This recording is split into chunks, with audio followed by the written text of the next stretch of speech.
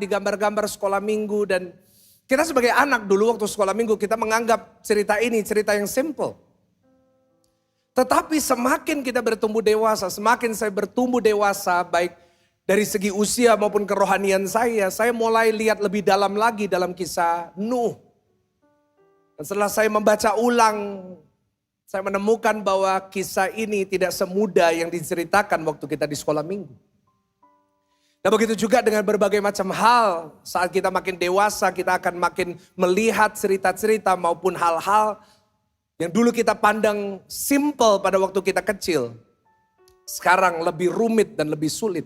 Contoh yang paling gampang, waktu dulu saudara masih kecil, lalu ditanya oleh orang tua saudara, cita-citanya mau jadi apa? Saya mau tanya, jawaban saudara apa? Oh di sini gak ada yang punya cita-cita ya? Oh jadi pengangguran aja gitu ya. Ayo saudara jawab, dulu cita-citanya mau jadi apa dulu Pak? Dokter, apa lagi? Apa? Orang kaya? Ya itu semuanya Pak ya, bukan cuma Bapak. Mau jadi dokter, mau jadi pilot, ya enggak?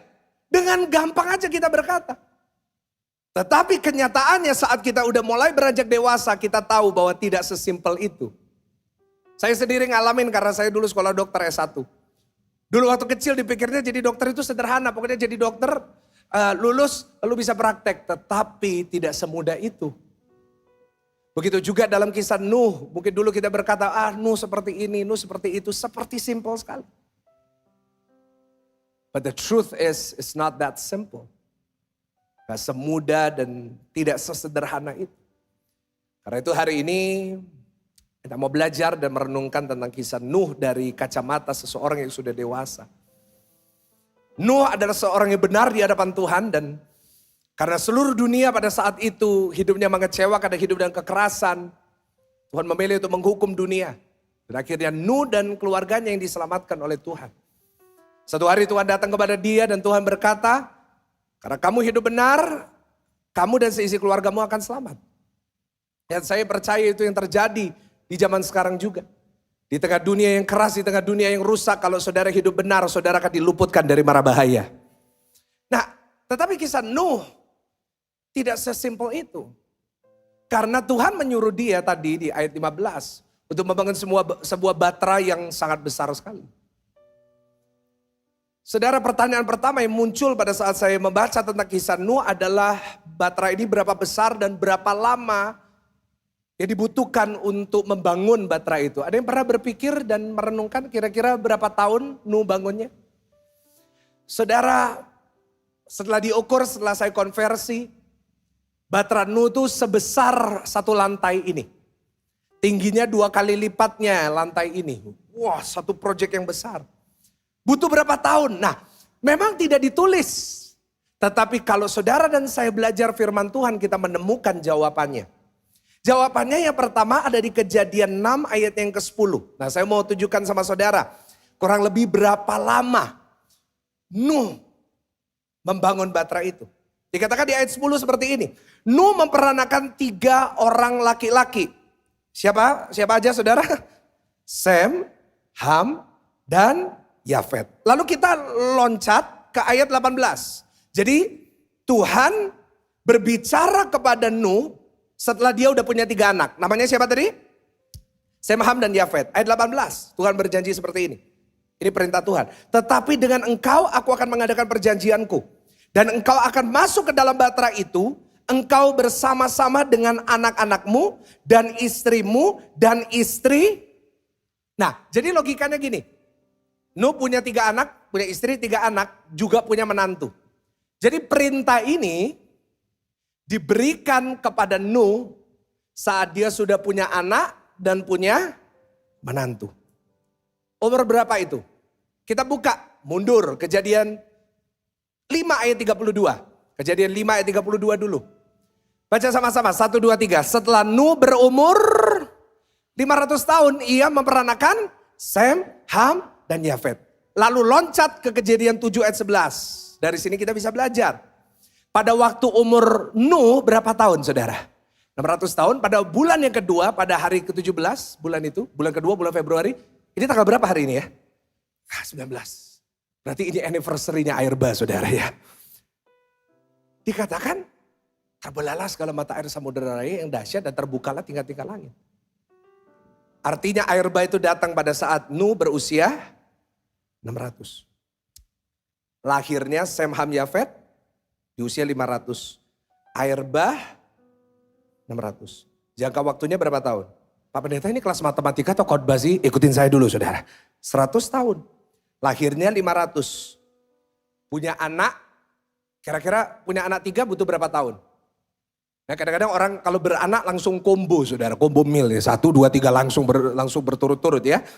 Akhirnya anggap aja butuh 5 tahun untuk dapat 3 anak. Lahirlah 3 anak, 503 atau 505. Nah anak ini lahir sampai menikah butuh berapa tahun? Orang menikah biasanya umur berapa? Kalau sekarang 25, 30. Pada zaman dulu lebih cepat, setuju nggak? Opa oma dulu menikahnya umur berapa? Ya kan 18, 17. Anggap aja 20, kita ambil probabilitas. Anggap aja menikah Sem, Ham, dan Yafet umur 20.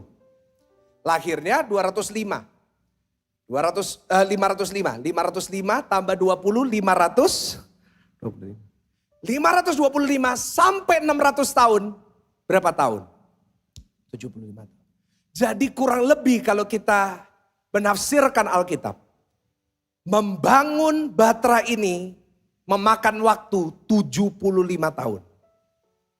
Saya mau tanya, waktunya itu singkat atau panjang? Waduh, 75 tahun.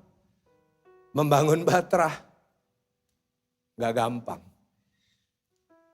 It took 75 years to build that ark. Dan bukan hanya itu, bukan hanya membangun. Kenapa membutuhkan waktu yang lama? Karena bukan hanya membangun Batra, tetapi tugasnya adalah untuk apa? Mengumpulkan segala macam binatang sepasang-sepasang. Nangkap binatang gampang atau sulit ya? Kalau saudara ngomong gampang, nanti besok ayo ikut saya ke Taman Safari. Dan coba saudara tangkap babi hutan. Saya nggak bisa bayangin ya, anak-anak semua ditugaskan untuk nangkep binatang-binatang. Bayangin aja nangkep monyet. Lagi dikejar, kejar-kejaran. Ya memang mirip saudara ya, nggak usah diperpanjang. Bayangin ngejar anjing. Wah. Aduh. Karena itu butuh waktu berapa tahun? 75 tahun. Dan saudara untuk seseorang bertahan di dalam sesuatu, bertahan untuk mengerjakan sesuatu 75 tahun tidak mudah. Bukan hanya membutuhkan waktu, bukan hanya membutuhkan tenaga, tapi butuh apa? Apa ini? Bukan sarangeo. Sien, butuh uang. Membangun kayu gofir. Dia harus, membutuhkan so many things. Tuhan berjanji pada saat dia berusia 525, 75 tahun. Dia menunggu janji itu digenapi. Nunggunya aja 75 tahun sampai janji Tuhan digenapi. Saya rasakan dalam roh saya ada saudara yang hari ini sedang menunggu janji Tuhan. Tetapi gak sampai 75 tahun kan? Ada orang yang baru 1 tahun nunggunya, udah marah sama Tuhan. Ada orang yang nunggunya 5 tahun, udah marah sama Tuhan. 10 tahun suaminya belum berubah, udah marah sama Tuhan. Nuh berapa tahun saudara? 75. Coba senggol kanan kiri, kamu baru berapa tahun? Ya kan? Kita nunggunya baru berapa tahun? Loh, kok kita udah marah kepada Tuhan? Karena itu saya berikan judul khotbah ini, Staying Power. Yaitu kekuatan untuk bertahan. Kenapa? Karena saya percaya berapa lama pun Tuhan izinkan kita menunggu. Ujung-ujungnya kalau kita bertahan, Tuhan pasti menggenapi janjinya buat hidup saudara dan saya. Kasih tepuk tangannya lebih mantap dan pantas buat Tuhan. Ya, kita aja mungkin nunggunya 20 tahun, 25 tahun. Nuh 75 tahun. Tetapi selama 75 tahun dia tetap lurus. Dia tetap bertahan. Mulainya gampang. Tapi mempertahankan gak gampang. Setuju gak sama saya? Saya catat di slide, lebih mudah memulai daripada mempertahankan. Mulainya selalu gampang. Tapi mempertahankannya selalu sulit. Coba lihat di Surabaya, berapa banyak kafe, berapa banyak restoran bukanya cepat, tutupnya juga cepat. Kenapa? Karena mulai selalu gampang. Tapi untuk mempertahankan tidak mudah. Karena itu hari ini kita mau belajar dari Nuh. Kok bisa sih dia bertahan sampai 75 tahun? Mungkin di tahun pertama masih gampang ya dia bangun. Tapi coba udah masuk tahun kelima. Mungkin dia berpikir kok gak hujan-hujan ya. Tuhan kan janjinya akan turun air bah, turun hujan. Kenapa air itu tidak turun? Wow. But for 75 years, tahun demi tahun, year after year, kita melihat Nuh, dia tetap bertahan. Doa saya seperti Nuh, Tuhan memberikan saudara kekuatan untuk tetap mau bertahan. Sama-sama kasih tahu kanan kiri, ayo kita tetap bertahan. Ya, hari ini kita mau belajar dari Nuh. Ada 3 hal yang dia miliki. Yang membuat dia memiliki kekuatan untuk bertahan. Yang pertama kita buka Kejadian 6 ayat 22. Kejadian 6 ayat yang ke-22. Baca sama-sama dengan saya dengan suara yang keras. 1, 2, 3. Lalu Nuh melakukan semuanya itu tepat apa? Seperti yang diperintahkan Allah kepadanya. Dan demikianlah dilakukannya. Yang pertama bagaimana kita punya staying power. Bagaimana kita bisa punya kekuatan untuk tetap bertahan. Sambil kita menunggu janji Tuhan digenapi seperti Nuh. Yaitu yang pertama, kita harus memegang visi dari Tuhan. Ulangin sama-sama dengan keras, 1, 2, 3. Memegang apa saudara? Ya, di rumah tulis di live chat, saya harus punya visi. Dia memegang visi dari Tuhan. Tuhan berfirman kepada dia bahwa dia karena hidup benar, dia akan diselamatkan dan keluarganya akan diselamatkan. Dia pegang visi itu baik-baik. Tuhan memberikan dia satu visi di mana dia harus membangun satu batra. Dia harus mengumpulkan semua binatang-binatang dan akhirnya dia harus masuk ke dalam batra itu. Tuhan dengan jelas memberikan dia visi dan dia memegang itu selama 75 tahun. Pertanyaan saya, sudahkah saudara mendapatkan visi itu dari Tuhan? Apa itu visi? Visi itu sesuatu yang datang dari Tuhan, satu firman yang datang dari Tuhan. Karena itu pastikan setiap saudara memiliki visi yang dari Tuhan. Sama-sama katakan visi dari Tuhan. Ya. Sudahkah kita memiliki visi ini? Seperti Nuh. Saudara, orang yang bergaul bersama dengan Tuhan, orang yang berjalan bersama dengan Tuhan, dia pasti mendapatkan visi. Coba renungkan baik-baik. Kita sudah ikut Tuhan lama. 5 tahun, 10 tahun, 20 tahun. Sudahkah kita menerima visi itu dari Tuhan? Saudara, orang yang tidak punya visi, tidak ada arahnya, tidak ada tujuannya. Firman Tuhan berkata tanpa visi mati. Without vision, there's death, ada kematian. Gereja ini kalau nggak ada visi, maka gereja ini nggak bisa bertumbuh. Tuhan memberikan visi kepada saya sebagai gembala untuk gereja ini. Mungkin saudara baru di gereja ini. Mungkin saudara tidak tahu visi dari gereja ini. Visi dari gereja ini tidak aneh-aneh. Tidak terlalu muluk-muluk. Visi dari gereja kita adalah dipulihkan untuk menjadi dampak. Ulangin sama-sama. 1, 2, 3 apa? Dipulihkan. Sesederhana itu. Doa saya sebagai gembala, Tuhan memberikan visi ini. Yaitu GSJS di tempat ini menjadi rumah pemulihan bagi jemaat yang datang. Mungkin saudara datang dari berbagai macam background, saudara punya masa lalu, saudara punya sakit hati, punya masalah, persoalan apapun itu. Tetapi saat saudara datang ke rumah pemulihan ini, saudara pulang semuanya dipulihkan oleh Tuhan. Kasih tepuk tangan yang paling meriah buat Tuhan. Itu visi yang Tuhan berikan. Bukan hanya dipulihkan secara ekonomi, financial, tetapi gereja ini berdoa saudara dipulihkan sesuai dengan gambar Tuhan yang Tuhan sudah rencanakan dalam hidup saudara. Ingat, kita semua manusia diciptakan sesuai dengan gambar Tuhan. Artinya setiap kita semuanya seharusnya menjadi seperti Yesus. Dan lewat setiap firman, lewat setiap ibadah, doa saya setiap jemaat Tuhan makin hari makin seperti Yesus. Kasih salam kanan kiri, makin seperti Yesus. Iya, kita harus jadi seperti Yesus. Kalau gereja ini gak punya visi itu, gereja ini tidak tahu arahnya kemana. Tapi jelas kita tahu arah gereja kita. Saya pun sebagai gembala, saya pun juga punya visi yang Tuhan taruh di dalam hati saya. Visi saya adalah melihat setiap jemaat yang mendengarkan firman ini. Setiap saudara yang mendengarkan, saudara pulang selalu dikuatkan dengan semangat yang baru. Saudara bisa terima Tuhan Yesus, mengalami Tuhan Yesus secara penuh. Tetapi bagi setiap kita, visinya pasti berbeda-beda. Saudara boleh datang sama saya, Pastor Michael, apa visi saya?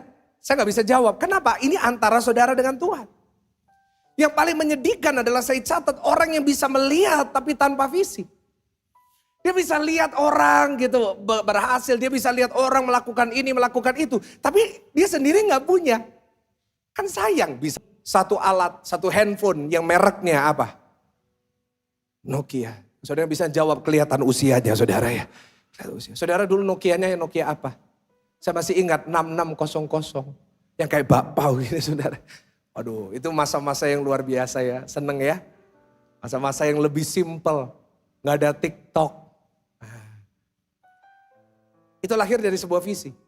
Tetapi saat mereka sudah kehilangan visi, digantikan dengan satu perusahaan lain yang punya visi pada saat itu. Yaitu pada satu titik dalam sejarah kita semuanya pakai namanya Black. Ada yang masih ingat gak BBM PIN-nya dulu? Dulu kan kita, catat PIN-ku 2F676FE. Dulu hafal ya, sekarang susah hafal nomornya orang aja susah. Tetapi di satu titik ada satu visioner namanya Steve Jobs. Dia punya perusahaan yang hampir bangkrut namanya Apple. Berkali-kali Apple hampir bangkrut. Tetapi yang membuat dia bertahan adalah visinya. Oh dia akan membuat alat-alat yang benar-benar akan mengubah kehidupan orang-orang. Dia punya satu visi, ada satu alat yang akan menggabungkan telepon, pager, ingat pager? Dan Walkman, ingat juga Walkman? Kemana-mana kita taruh di sini dan kita pakai gini. Gabung jadi satu. Dan disebut iPhone. Wah dulu mana ada yang pakai iPhone, semua BlackBerry. Tetapi sekarang kalau orang beli handphone impiannya adalah bahkan yang lain semua mengikuti.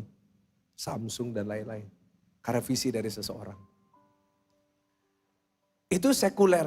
Dan saudara punya usaha, saudara bekerja, saudara lagi merintis usaha baru. Pastikan engkau punya visi. Apalagi dalam hal rohani. Hidup ini tidak hanya sekedar cari uang. Hidup ini tidak hanya sekedar kita sukses. Tapi hidup ini kita dipanggil untuk jadi berkat. Yang setuju katakan amin.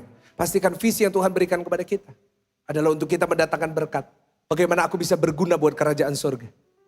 Nuh memegang visi itu. Dan itu membuat dia kuat.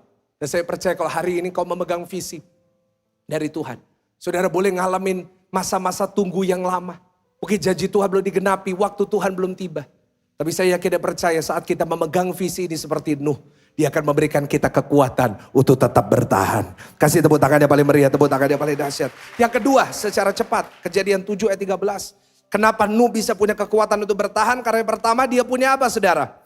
Visi dari Tuhan. Yang kedua, baca sama-sama ayat 7, pasal 7 ayat 13. 1, 2, 3. Pada hari itu juga, basuhlah Nuh serta Sem, Ham, dan Yafet, anak-anak Nuh dan istri Nuh dan ketiga istri anak-anaknya bersama-sama dengan dia ke dalam batra itu. Saudara yang kedua, apa yang membuat Nuh bisa punya kekuatan bertahan 75 tahun. Sangat lama sekali sampai dia pada akhirnya bisa masuk ke dalam batra itu.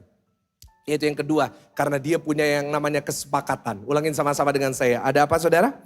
Kesepakatan. Coba yang datang sama keluarga kasih salam, kasih tahu, ayo kita sepakat. Kenapa Pak kok gak berani ngomong sama istrinya? Ayo. Kita harus sepakat. Saudara, Nuh ini sepakat. Wih, ini keluarga yang hebat. Keluarga yang sepakat. Bayangin, yang masuk Nuh, 3 anaknya. Siapa? Sem, Ham, Yafet. Bersama dengan istrinya Nuh, bersama dengan 3 menantu. Saudara, bisa gak di ruangan ini kita pulang? Suami dengan istri sepakat. Ada amin? Saya berdoa di tempat ini orang tua dengan anak sepakat. Saya berdoa menantu dan mertua sepakat. Gak ada yang amin?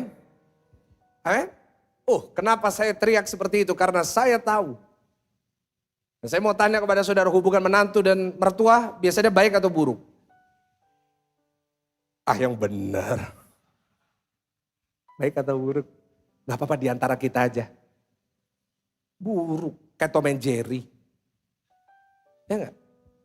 Apalagi di antara menantu perempuan dan mertua perempuan. Oh, itu bahasa Jermannya Ciong. Pernah gak lihat? Di hampir semua keluarga, menantu perempuan sama mertua perempuan pasti ada masalah. Kenapa? Karena dua-duanya baper. Cewek itu aduh baper. Yang mertuanya, kenapa sih dia lihat aku kok rasanya mukanya gak enak? Emang roti enak dan gak enak? Terus menantunya juga datang sama suaminya. Kok rasanya mamamu gak suka be aku ya? Loh apa? Iya tadi pagi aku bangun gak disopo aku. Ya apa? Kamu milih mamamu atau aku? Nah itu. Sampai ada yang tanya, kamu kalau mamaku sama aku dua-duanya lagi tenggelam terus kamu bisa nyelamatin satu, kamu nyelamatin yang mana? Jawabannya adalah dua-duanya gak tak selamatin, kita mati bareng aja lebih baik. Karena lebih baik hidup, lebih baik mati bareng daripada menjawab pertanyaan itu. Ya benar, pintar sekali Bapak Ibu. Ya daripada ribut. Kalau milih istri, mamanya ngomong apa? Kamu lupa siapa yang nyusuin kamu. Lu nyusuin di bawah-bawah. Kalau milih mama, istrinya ngomong, ya wes kawin dong mamamu. Ya kan? Mertua menantu kadang-kadang ribut gitu, nggak pernah sepakat. Tapi lihat, keluarganya Nuh, keluarganya sepakat. Saya berdoa di ruangan ini, kita semuanya jadi keluarga yang sepakat. Coba salam suami istri, kasih tahu sepakat. Yang datang sama mertuanya coba dipeluk, sepakat ya, sepakat. Nah ini. Tuhan itu menghargai keluarga yang sepakat. Matius 18 ayat 19. Matius 18 ayat 19 berkata, dan aku lagi berkata kepadamu, jika dua orang daripadamu di dunia ini sepakat meminta apapun juga, permintaan mereka itu akan dikabulkan oleh Bapakku yang di surga. Nah, kalau dua orang aja Tuhan kabulkan, apalagi tiga, apalagi empat, apalagi lima, apalagi delapan. Tapi sayangnya hari-hari ini sangat sulit untuk saya menemukan keluarga yang sepakat. Pasti itu orang tua, anak, suami, istri selalu gak sepakat. Padahal sebenarnya ini kunci yang paling utama untuk kita punya keluarga yang kuat dan punya kekuatan untuk bertahan. Saya berdoa ya suami istri kalau berdoa doanya sepakat. Jangan doanya beda. Suami doa Tuhan mau beli mobil baru. Istri doa Tuhan mau beli tas baru. Terus malaikat datang, terus dua-duanya doanya beda. Terus mereka lihat, ya beda. Ya udah aku kirim ke rumahnya Pastor Michael aja. Nah itu enak saya. Saudara, pastikan suami dengan istri komunikasi. Orang tua dengan anak, satu anak bilang Tuhan mau sekolah luar negeri. Orang tuanya bilang Tuhan kalau bisa jangan di luar negeri. Ya udah di tengah laut aja dia. Ya kan? Harus ada komunikasi di keluarga kita. Ini yang harus kita perbaiki. Jangan waktu makan siang, makan malam main handphone. Sekarang bukan cuma anak muda yang main handphone, orang tua lebih demen main handphone. Loh itu lihat udah ada buktinya. Suara ding ding, nah ya kan? Itu Tokopedia, ya kan? Saya tahu ini udah deket tanggal-tanggal ini. Ya kan? Apa-apa Pak, terima kasih menambah ilustrasi khotbah saya. Ya kan? Kadang-kadang orang tua tuh aduh di meja makan gak tanya kayak anaknya apa. Sibuknya sama grup WA. Grup WA, reuni SMP, SMA, kuliah, SMK, S1, S2, tempat kerja. Akhirnya waktunya cuma sibuk gak pernah tanya anaknya, gak pernah diskusi sama anaknya. Akhirnya doanya beda. Akhirnya gak ngerti tujuan hidup anaknya. Dan akhirnya nyalain anaknya. Loh kamu kok gini sih? Loh kita yang gak pernah ngomong, gak pernah ngobrol. Akhirnya pada yang gak sepakat. Susah memang sepakat. Nggak usah jauh-jauh sepakat mau makan apa setelah ini aja saudara masih bingung. Siapa tadi sebelum masuk saudara udah tanya nanti mau makan apa, nanti mau makan apa. Jawabannya apa? Hah? Sama saya. Nanti saya mau buka kafe di depan gereja, kafe terserah. Semua pasti ngelarisin. Kenapa kesepakatan itu sulit? Pertama karena egois. Karena semua mempertahankan egonya masing-masing. Gak bisa. Harus nurut sama papa. Papa yang nyari uang, kamu harus nurut sama papa. Istri-istri juga egois kadang-kadang. Anak-anak juga egois. Ini membuat kita gak bisa sepakat. Yang kedua, karena visinya berbeda. Kayak tadi di awal, kita dapat visinya berbeda. Karena itu waktu sekarang saya lagi bimbing banyak yang mau menikah tahun ini. Visinya harus sama. Jangan sampai menikah visinya berbeda. Dan yang ketiga, kenapa? Kesepakatan sulit. Karena seringkali di keluarga kita banyak kemunafikan. Istri-istri kalau ditanyain sama suami pendapat, kadang-kadang munafik. Suami tanya sama istri, kamu kenapa? Istri jawab apa? Nggak apa-apa. Loh, ditanya, loh beneran? Jawaban nggak apa-apa. Kenapa? Nggak apa-apa. Ketiga kali ditanya, loh kenapa ngomong? Pikiran dewi. Ya kan? Akhirnya penuh kemunafikan. Terserah. Sama-sama katakan, terserah bukan sepakat. Loh belum semuanya, ayo 1, 2, 3 terserah. Coba ngomong sama suami istri saudara, karepmu bukan sepakat. Bagi yang di Papua yang gak tahu, karepmu itu terserah kamu lah gitu aja. Inilah strategi iblis hari-hari ini, dia kirim roh perpecahan di keluarga. Karena iblis tahu kuasa dari kesepakatan. Sarah dan Abraham tahu ceritanya. Tuhan janji kepada Abraham bahwa lewat Sarah akan ada keturunan ilahi lewat anaknya Sarah. Tetapi bertahun-tahun gak dapet. Kenapa? Salah satu alasannya adalah karena Sarah tidak sepakat dengan Abraham. Udah mulai gak sepakat. Contoh yang terbaik. Satu hari yang namanya Abraham dapat janji. Cerita sama Sarah. Sarah beriman. Tapi di tengah jalan gak jadi. Akhirnya di tengah jalan Sarah bilang sama Abraham. Bram, maksudnya Abraham saudara. Bram, ini kamu lihat pembantu kita Hagar. Iya kenapa? Cantik enggak? Pak kalau ditanyain gitu sama istri jawabnya apa Pak? Jawabnya selalu cantikan kamu gitu ya. Tapi enggak beneran cantik atau enggak? Abraham jawabnya lumayan. Terus Sarah tanya, mau enggak kamu punya anak sama dia? Pak kalau ditanyain gitu jawabnya apa Pak? Enggak, tapi dalam hati boleh juga sih mestinya. Waduh jangan gitu. Akhirnya apa yang terjadi? Abraham menikah dan bersetubuh dengan Hagar. Lahirlah siapa saudara? Ismail. Ini yang membuat kacau keluarganya. Kenapa? Enggak sepakat lagi. Saudara beberapa tahun kemudian berlangsung. Tiba-tiba ada malaikat Tuhan datang ke rumahnya Abraham. Lagi bilang sama Abraham lagi cerita. Dia memberikan janji. Lewat istrimu Sarah, bukan Hagar. Akan lahir keturunan ilahi. Ih keren gak? Terus Sarah lagi di mana? Sarah di sebelahnya tenda.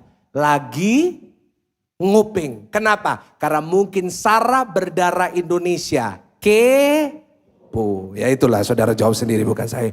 Kepingin tahu aja. Ini gimana ya gimana. Akhirnya apa yang terjadi? Yang terjadi adalah dia tertawa. Mana mungkin aku udah mak punya anak. Malaikat langsung teriak, Sarah sini. Bilang, kenapa kamu tertawa? Apakah kamu tidak percaya? Lihat, malaikat menegur ketidaksepakatan. Apa yang terjadi? Yang terjadi adalah, mulai hari itu, Abraham dan Sarah sepakat. Apa yang terjadi? Lahirlah Ishak.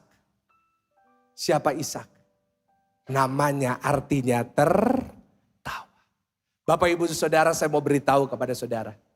Kesepakatan selalu melahirkan berkat yang besar bagi keluargamu. Kasih tepuk tangan. Ya. Bu jadilah penolong dan pendukung yang kuat. Yang setuju, yang mau katakan amin. Mungkin anak-anakmu yang hari-hari ini sedang bertumbuh dewasa.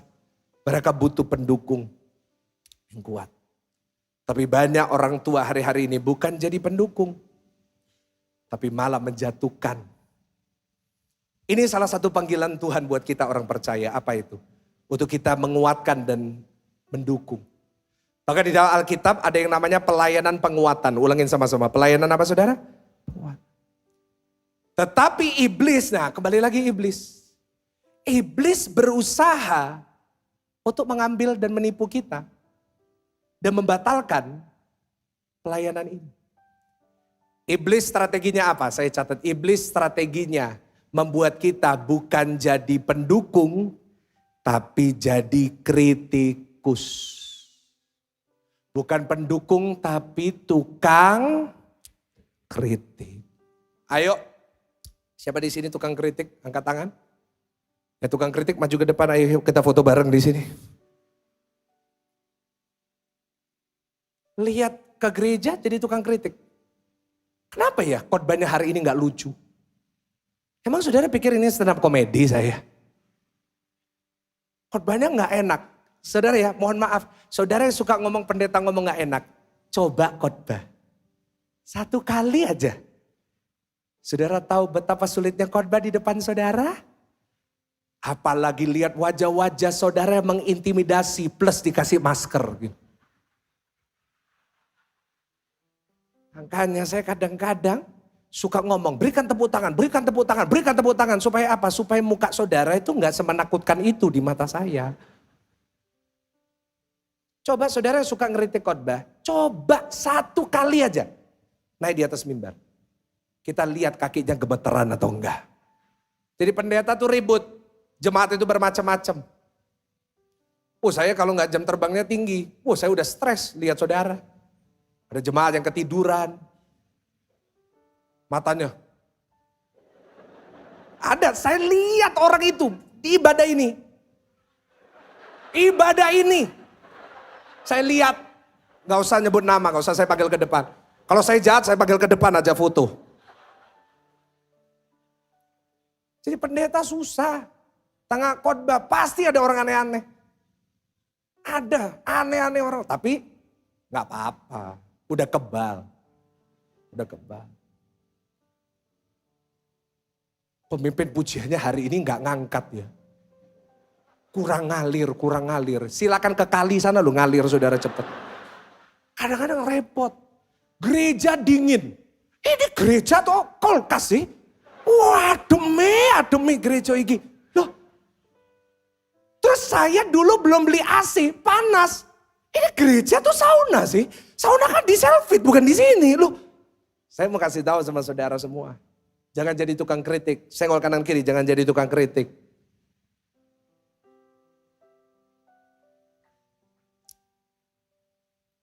Kadang-kadang istri-istri itu suka jadi tukang kritik buat suaminya. Pulang gak malah dikuatin. Mestinya kan gitu. Suami datang pulang kerja stres. Sayang gimana hari ini? Aduh stres ya. Ayo sini sama aku. Ayo kita sayang-sayangan gitu. Tapi istri-istri selalu.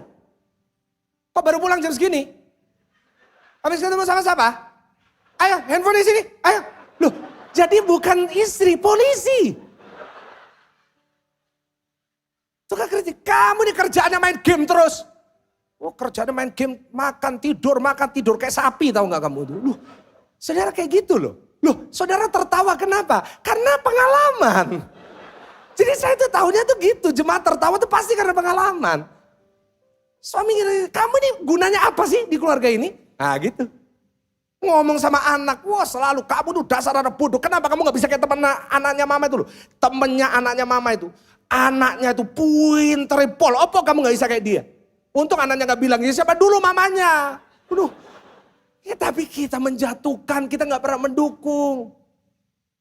Gimana keluarga kita bisa kuat? Kalau kita gak pernah saling menguatkan, ya setuju sama-sama katakan amin. Jangan jadi tukang kritik di keluarga. Jadilah orang-orang support system yang saling menguatkan, yang setuju sama-sama katakan amin.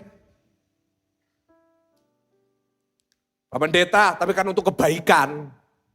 Supaya dia ngerti. Saudara saya mau kasih tahu. Saudara mungkin maksudnya bukan untuk menjatuhkan. Tapi iblis bisa pakai itu untuk menghancurkan orang itu. Pak, untuk kebaikan anak saya supaya dia pintar. Iblis bisa pakai itu untuk di otak anak saudara berpikir dia gak punya harganya.